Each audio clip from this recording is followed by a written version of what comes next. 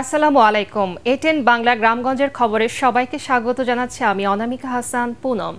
শুরুতেই সংবাদ শিরোনাম। স্থগিত ১৯ উপজেলায় ভোট শেষে চলছে গণনা। চেয়ারম্যান প্রার্থীদের ৬৯% ব্যবসায়ী টিআইবির বিশ্লেষণ।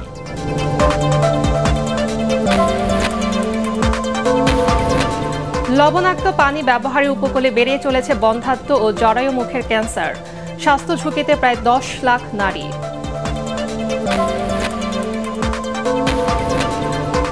ফরিদপুরে ইট ভাটার বিষাক্ত ধোঁয়ায় ঝুঁকিতে ফসলি মাঠ ও জনজীবন। পরিবেশ বিপর্যয়কে আমলে নিচ্ছে না ভাটা মালিকরা, অভিযোগ এলাকাবাসী।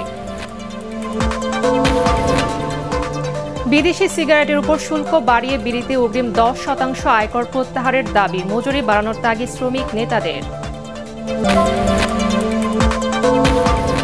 এবং নওগাঁয় জমে উঠেছে কোরবানির পশুর হাট। হবিগঞ্জে ৯০০ কেজি ওজনের গরু সুলতান আর ৮০০ কেজির বাহুবলী দেখতে মানুষের ভিড়।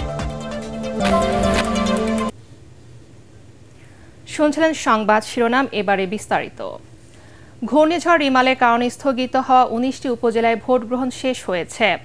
এখন চলছে গণনা। বিচ্ছিন্ন দুই একটি ঘটনা ছাড়া তেমন কোনো গোলযোগের খবর পাওয়া যায়নি।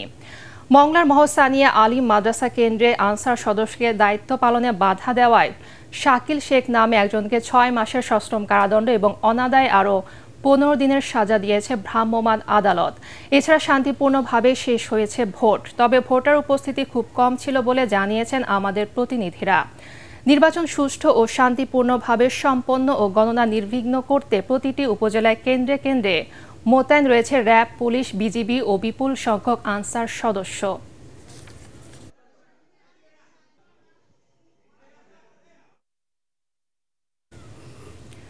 এদিকে উপজেলা নির্বাচনে চেয়ারম্যান প্রার্থীদের মধ্যে ৬৯% ব্যবসায়ী বলে জানিয়েছে ট্রান্সপারেন্সি ইন্টারন্যাশনাল বাংলাদেশ টিআইবি।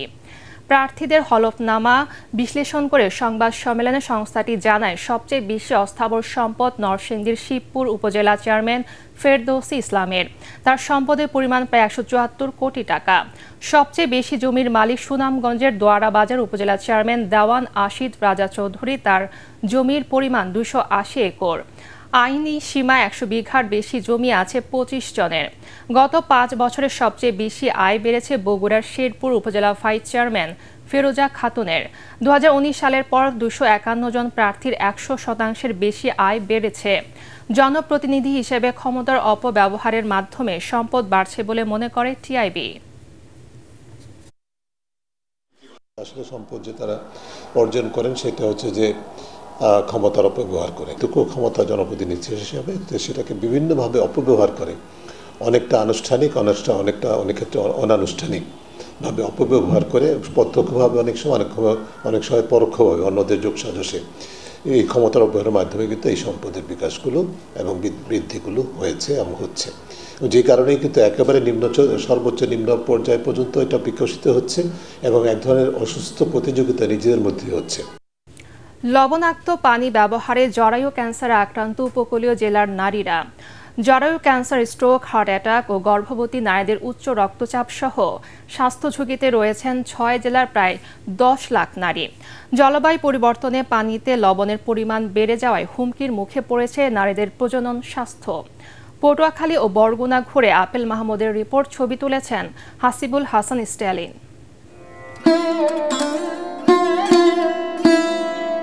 সাগর পাড়ে আন্ধার মানিক নদীর তীরে ছোট্ট গ্রাম সুধীরপুর। ৩ সন্তান আর স্বামীকে নিয়ে এখানে জান্নাতের সংসার। পরিবার সামলাতে কাঁকড়া আর মাছ শিকার করতে হয়, আবার কখনো নিত্যদিনের কাজ সারতে হয় লোনা পানিতে।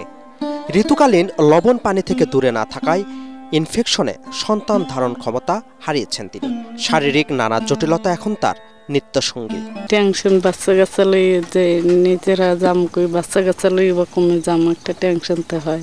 গা খাও যে পরে বিচি মিচি উড়ে গুঁড়ো করে নাইলে ঠেলে বেমলা এই হয়। তা হেড দিয়ে আমরা পাইলেরই দই নেল ফুড হয়ে যায় লবণ পানিতে, ওই টান নিয়েই দই আমরা। একদিকে লবণ পানি আর একদিকে কম বয়সে মা হওয়ায় পটুয়াখালী, বরগুনা সহ উপকূলীয় অঞ্চলের অনেক নারীর ভবিষ্যৎ এখন হুমকির মুখে। প্রতি মাসে একবার অসুস্থ হয়ে যায়, কারণ ওই শরীর দুর্বল থাকে। কিন্তু স্বামী ভালো, আমার স্বামী ভালো আর শ্বশুর বাড়ির লোকও ভালো। কিন্তু আমার স্বামী ওই ওষুধ বের খায়, কাজ হয় না। মিঠা পানির অভাবে লোনা পানি ব্যবহারে বাধ্য হচ্ছেন উপকূলের নারীরা। অল্প বয়সে প্রজনন স্বাস্থ্য হুমকির মুখে পড়ায় নারীদের শরীর জ্বালাপোড়া ও মেজাজ খিটমিটে হওয়া সহ বাড়ছে নানা মানসিক সমস্যা। ওদিকে নোনা পানি আর এদিকে হয়েছে পুকুরের পানি, কোনো সুবিধা নাই আমাদের জন্য, তাই এই পুকুরের পানি দিয়ে আমাদের ধোয়া লাগে, এজন্য এই আমরা খাবার খাই। বিশ্ব স্বাস্থ্য সংস্থার তথ্য মতে প্রতিদিন 5 গ্রাম লবণ মানুষ গ্রহণ করতে পারলেও উপকূলীয় এলাকার মানুষের শরীরে প্রবেশ করে প্রায় 16 গ্রাম লবণ।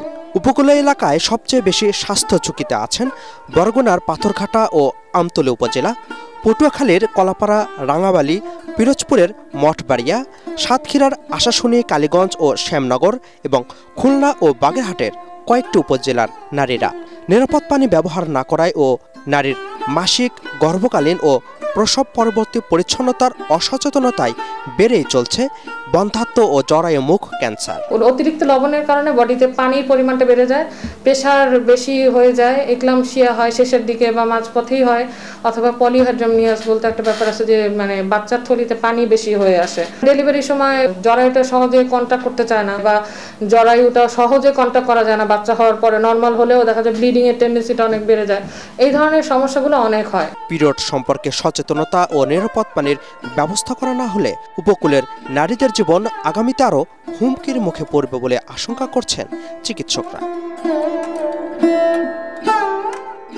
Apple Mahmud, ATN Bangla, Patuakhali. Gazipur city কর্পোরেশনের জন্য নগর উন্নয়ন পরিকল্পনা প্রকল্পের খসড়া নিয়ে সেমিনার অনুষ্ঠিত হয়েছে। রাজধানীর একটি হোটেলে আয়োজিত দিনব্যাপী এই অনুষ্ঠানে গাজীপুর শহরের বিভিন্ন প্রকল্পের অগ্রগতি তুলে ধরা হয়। এ সময় প্রকল্পগুলো নিয়ে বিভিন্ন প্রশ্নের জবাব দেন গাজীপুর সিটি কর্পোরেশনের মেয়র জায়েদা খাতুন। সেমিনার উপস্থিত ছিলেন স্থানীয় সরকার মন্ত্রী মোহাম্মদ তাজুল ইসলাম ও গাজীপুর সিটি কর্পোরেশনের মেয়রের উপদেষ্টা অ্যাডভোকেট জাহাঙ্গীর আলম। এতে সভাপতিত্ব করেন স্থানীয় সরকার, পল্লী উন্নয়ন ও সমবায় সচিব মোহাম্মদ ইব্রাহিম।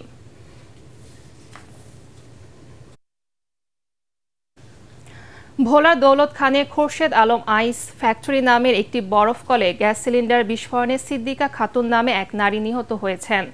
নারী ও শিশুসহ আহত হয়েছে অন্তত 8 জন। গতরাতে দৌলত খান পৌরসভার 3 নম্বর ওয়ার্ডে এই দুর্ঘটনা ঘটে।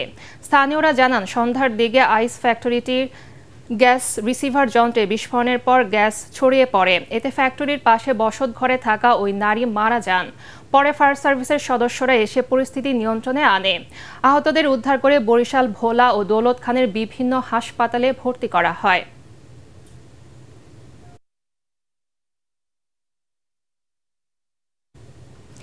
ফরিদপুরে ইট ভাটার বিষাক্ত ধোঁয়ায় ফসল ও পরিবেশের ব্যাপক ক্ষতি হচ্ছে। ফসল হারিয়ে দিশেহারা কৃষকরা। বারবার অনুরোধ সত্ত্বেও কার্যকর কোনো পদক্ষেপ নিচ্ছেন না ভাটা মালিক। ফলে আর্থিকভাবে ক্ষতিগ্রস্ত হচ্ছেন কৃষকরা। এতে ক্ষুব্ধ তারা। ফরিদপুর প্রতিনিধি কামরুজ্জামান সোহেলের রিপোর্ট জানাচ্ছেন জাহিদুল আলম। ফরিদপুরের ঢাকা বরিশাল মহাসড়কের পাশে মহিলা রোড এলাকায় গড়ে তোলা হয়েছে আব্দুল মজিদ ব্রিক্স নামের একটি ইটভাটা। দীর্ঘদিন ধরে এই ভাটার কারণে ক্ষতি হচ্ছে পরিবেশের। ইট ভাটার কালো ধোঁয়ায় ভাটার আশেপাশের এলাকার কৃষি জমির ফসল নষ্ট হচ্ছে, মারা যাচ্ছে পুকুরের মাছ, নষ্ট হচ্ছে ফল বাগান। ইট ভাটার ক্ষতিকর ধোঁয়ায় নষ্ট হয়েছে এলাকার কয়েকশো বিঘা জমি ও ফসলের ক্ষেত। পূর্ব দিকে একটা ইটের ভাটা আছে, ইটের ভাটা লাস্টের দিন কি মেডিসিন দেওয়ার পরে আমাদের সম্পূর্ণ পুঁই শাক নষ্ট হয়ে গেছে। 4-5 বিঘা ভুঁই, ওই সব ক্ষেত নষ্ট হয়ে গেছে। এই দেখেন ভাই, তার কিছু নমুনা আরগুলো খেতেই রয়েছে, আমি যাই নাই খেতে। আমার এখন সংসার কিভাবে চলবে? আমি তো এই সব শাকসবজি বেচি, আমি সংসার চালাই। বিষয়টি একাধিকবার ইটভাটা মালিককে জানানো হলেও এ নিয়ে কোনো পদক্ষেপ নেননি তিনি। বরং ভাটার দায়িত্বে থাকা ম্যানেজার কৃষকদের বিভিন্ন হুমকি দিচ্ছেন বলে অভিযোগ রয়েছে। স্থানীয় জনপ্রতিনিধি হিসাবে আমি কৃষকদের সহ ইটভাটার মালিকের কাছে যাই এবং তাদের কাছে অবহিত করার পরে তারা আমাদের কোনো কথাই কর্ণপাত করে না, বরঞ্চ তারা আমাদের কৃষকদের হুমকি ধমকি দেয়। এ বিষয়ে কথা বলতে গেলে সাংবাদিকদের ক্যামেরা ছিনিয়ে নেবার চেষ্টা করেন ইটভাটার ম্যানেজার।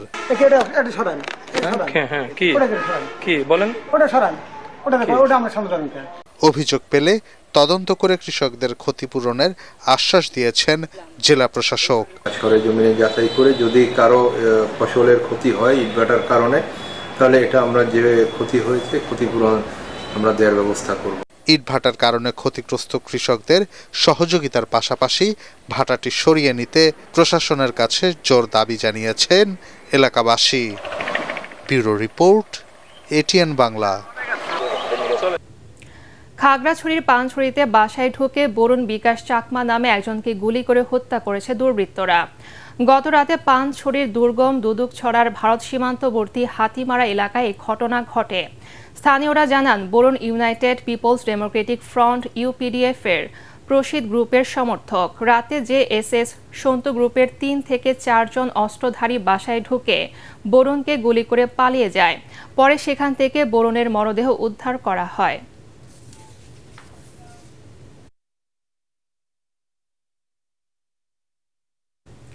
বিড়ি শিল্পকে বাঁচিয়ে রাখতে শ্রমিকদের মজুরি বাড়ানোর পাশাপাশি বিদেশি সিগারেটের উপর শুল্ক বাড়ানোর দাবি জানিয়েছে বাংলাদেশ বিড়ি শ্রমিক ফেডারেশন। জাতীয় প্রেস ক্লাবে বাজেট নিয়ে আলোচনা সভায় এই দাবি জানান সংগঠনটির নেতারা। এ সময় তারা বিড়ি শিল্পকে কুটির শিল্প ঘোষণা সহ বিড়ির উপর আরোপিত অগ্রিম 10% আয়কর প্রত্যাহারের দাবি জানান। খায়রুল ইসলামের রিপোর্ট। 2024-25 অর্থ বছরের প্রস্তাবিত বাজেট নিয়ে এই আলোচনার সভার আয়োজন করে বাংলাদেশ বিড়ি শ্রমিক ফেডারেশন। এতে বিড়ি শ্রমিকরা তাদের নানা দাবি দেওয়া তুলে ধরেন। ফেডারেশনের আহ্বানে সাড়া দিয়ে এ সময় সংগঠনটির নেতারা বলেন, বিদেশি বহুজাতিক কোম্পানি দেশীয় বিড়ি শিল্পের বাজার দখল করে নিচ্ছে। দেশের মানুষের ফুসফুস পুড়িয়ে কোটি কোটি টাকা ডলারে পরিণত করে বিদেশে পাচার করা হচ্ছে বলেও অভিযোগ করেন তারা। 10 শলাকা সিগারেটের খুচরা মূল্য 45 টাকা থেকে মাত্র 5 টাকা বাড়িয়ে 50 টাকা নির্ধারণ করা হয়েছে, অর্থাৎ প্রতি শলাকার দাম বাড়ানো হয়েছে মাত্র 50 পয়সা। বর্তমানে নিম্ন স্তরের সিগারেট টোবাকো মার্কেটের 75% থেকে 80% দখল করে আছে এসব নিম্ন স্তরের সিগারেট। ফেডারেশনের সভাপতি বলেন, বিভিন্ন দেশ বিড়ি শিল্পকে বাঁচিয়ে রাখতে নানা প্রণোদনা দিয়ে থাকে, কিন্তু বাংলাদেশে উল্টো চিত্র। সরাসরি ট্যাক্স যেখানে আমাদের মাধ্যমে বাঁচতেছে, তাহলে আমরা পার্লামেন্টে আমরা প্রতিনিধিত্ব করিয়ে আমাদের দাবি আমরাই ওখানে বাস্তবায়ন করবো। তাহলে আমাদের আর পিছনে কেন করতে হবে? এই আইনগুলি সংস্কার করার জন্য সরকারকে দাবি জানাচ্ছি যে আমাদের কমপক্ষে 3 জন শ্রমিক প্রতিনিধি পার্লামেন্টে চাই, এবং সেটা প্রয়োজন নির্বাচিত প্রতিনিধি। শুল্কের ভারে দেশীয় অনেক বিড়ি কারখানা বন্ধ করে দিতে হচ্ছে জানিয়ে তারা বলেন, শত শত শ্রমিক চাকরি হারিয়ে এখন মানবেতর জীবনযাপন করছে। খায়রুল ইসলাম, এটিএন বাংলা, ঢাকা। নাটোরের বড়াই গ্রামে মহাসড়কে ট্রাক থামিয়ে কোরবানির গরু ছিনিয়ে নেওয়ার অভিযোগ পাওয়া গেছে। এই ঘটনার সাথে জড়িত থাকার অভিযোগে গরুবাহী পিকআপের চালক ও হেলপারকে আটক করেছে পুলিশ। খামারের তত্ত্বাবধায়ক দবির উদ্দিন জানান, বড়াইগ্রাম উপজেলার রাজাপুরের খামার থেকে পিকআপ করে 4টি গরু নিয়ে বিক্রির জন্য ঢাকায় যাচ্ছিলেন তিনি। গত মধ্যরাতে একই উপজেলার বনপাড়া হাটিকুমরুল মহাসড়কের মাঝখা এলাকায় অপর একটি ট্রাক পিকআপের গতিরোধ করে। এ সময় ছিনতাইকারীরা অস্ত্রের মুখে দবির উদ্দিনের হাত পা বেঁধে পিকআপ থেকে 4টি গরু ট্রাকে তুলে নিয়ে চলে যায়। বড়াইগ্রাম থানা পুলিশ পিকআপ সহ চালক আব্দুল আলিম ও হেলপার স্বাধীনকে আটক করে। এই ঘটনায় গরুর মালিক শাহজাহান কবির বাদী হয়ে মামলা করেছেন।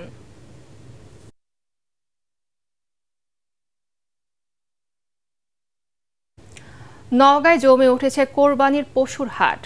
দাম নিয়ে মিশ্র প্রতিক্রিয়া থাকলেও হাটগুলোতে সরকার নির্ধারিত টোলের চাইতে অতিরিক্ত টাকা নেওয়ার অভিযোগ ক্রেতা বিক্রেতাদের। এদিকে হবিগঞ্জের খামারে সুলতান আর বাহুবলী গরু দুটি নজর কেড়েছে মানুষের। সুলতানের ওজন 900 কেজি ও বাহুবলীর ওজন প্রায় 800 কেজি। ক্রেতার চাইতে গরু দেখতে আসা মানুষের ভিড় জমে গেছে খামারি মুত্তাকিমের বাড়িতে।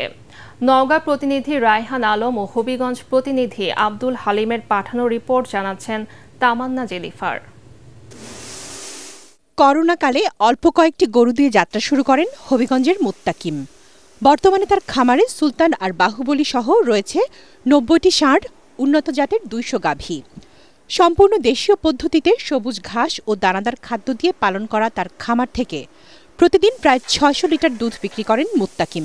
দুধ বিক্রির পাশাপাশি কোরবানির সময় পশু বিক্রি করেও মোটা অঙ্কের টাকা মুনাফা করছেন তিনি। আমরা কোনো ফিড খাওয়াই না গাভীর যে সারে, আমরা খাদ্য খাওয়াই হচ্ছে আপনার মাসকালাই, মুসুর, গমভুসি, আপনার ছোকলা, নাসির ছোকলা, আবার তিলের খোল। এদিকে নওগাঁ জমে উঠেছে ঈদের হাটগুলো। দাম তুলনামূলক বেশি হওয়ায় এবার মাঝারি ও ছোট গরুর চাহিদাই বেশি। হাটগুলোতে স্থানীয় ক্রেতাদের পাশাপাশি ভিড় করছেন দূর দূরান্ত থেকে আসা ব্যাপারীরাও। জেলায় পশুর বেচাকেনার জন্য স্থায়ী ও অস্থায়ী ৪০টি হাট বসানো হয়েছে। আমার এই গরুটার ওজন ৭ মণ, দাম বলতেছে ১,৬০,৫০ দাম বলতেছে। যে খাবারের দাম তাতে তো আমাদের অনেক ক্ষতি, অনেক লস। তবে ক্রেতাদের অভিযোগ গেল বছরের তুলনায় দাম বেশি। যদিও বিক্রেতারা বলছেন গরু লালন পালনে খরচ বেড়ে যাওয়ার কারণেই দাম বাড়তি। যে খাবার টাবার দেয়া যে গরুটার যে দামটা হবে ওই দামটা ক্যাশটা উঠবে, খালি খাবারের দাম বেশি, এই জন্য গরুর দাম লস হবে। এদিকে হাটগুলোতে সরকার নির্ধারিত টোলের অতিরিক্ত টাকা নেওয়ার অভিযোগ ক্রেতা ও বিক্রেতাদের। চাচারা গোটা যে কিনলো কুরবানি দিতে, এই গোটা ১,০০০ টাকা হাসিলেই শুধু নিল।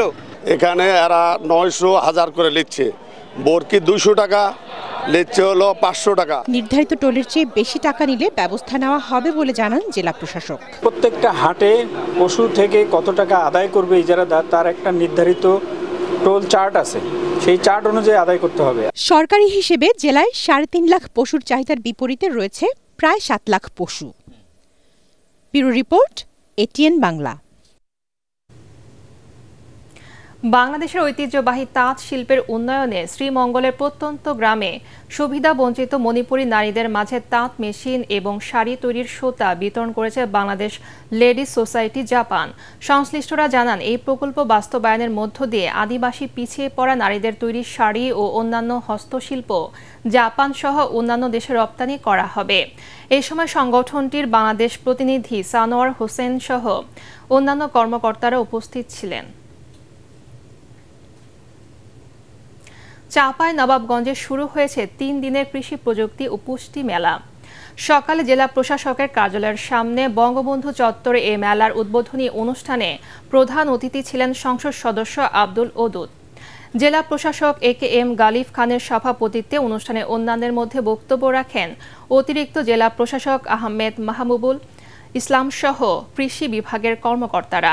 কৃষি সম্প্রসারণ অধিদপ্তরের আয়োজনে অনুষ্ঠিত এ মেলায় 18টি স্টলে আমসহ বিভিন্ন কৃষি পণ্য প্রদর্শন করা হচ্ছে। বুধবার পর্যন্ত চলবে এই মেলা। পরবর্তী সংবাদ দেখার আমন্ত্রণ জানিয়ে এখনকার মতো শেষ করছে গ্রামগঞ্জের খবর। এটিএন বাংলার সংবাদ ইউটিউবে দেখতে ব্রাউজ করুন youtube/ATN বাংলা নিউজ। ধন্যবাদ সবাইকে।